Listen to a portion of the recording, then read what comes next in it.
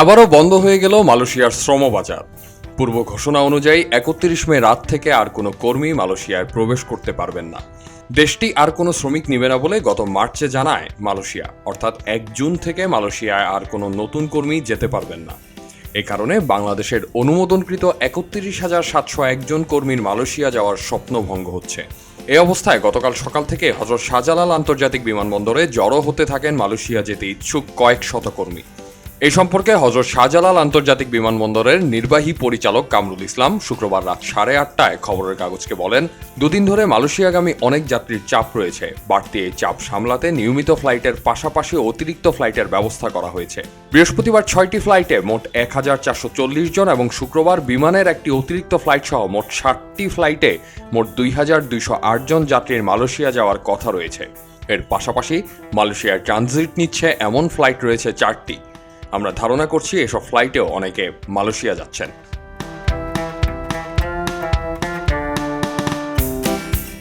বাংলাদেশের জনশক্তি কর্মসংস্থান ও প্রশিক্ষণ ব্যুরো বিএমইটির তথ্য বলছে, গত ২১ মে পর্যন্ত প্রবাসী কল্যাণ মন্ত্রণালয় ৫,২৩,৮৩৪ জন কর্মীকে মালয়েশিয়া যাওয়ার অনুমোদন দেয়। ২১ মের পর আর অনুমোদন দেওয়ার কথা না থাকলেও বিএমইটির তথ্য বলছে মন্ত্রণালয় আরও ১,১১২ জন কর্মীকে দেশটিতে যাওয়ার অনুমোদন দিয়েছে। অর্থাৎ বৃহস্পতিবার পর্যন্ত ৫,২৪,৯৪৬ জন কর্মীকে মালয়েশিয়া যাওয়ার অনুমোদন দেওয়া হয়েছে। এর মধ্যে গতকাল পর্যন্ত ৪,৯১,৭৪৫ জন কর্মী মালয়েশিয়ায় গেছেন।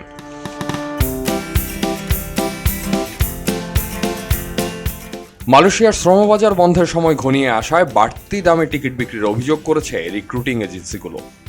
বিমান বাংলাদেশের বিশেষ ফ্লাইটের টিকিটের দামও ১ লাখ টাকা ছাড়িয়ে যাওয়ার অভিযোগ পাওয়া গেছে।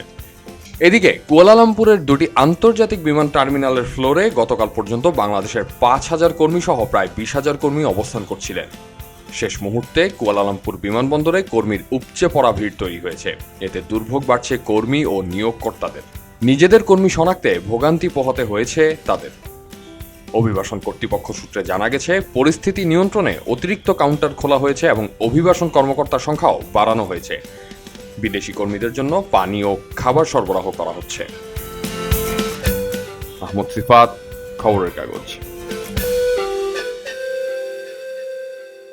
পক্ষপাতের ভিড়ে আজ থেকে কোনো পক্ষ নয়, খবর হবে নিরপেক্ষ। বানোয়ার তথ্যবাদ, খবর হবে নিখাদ।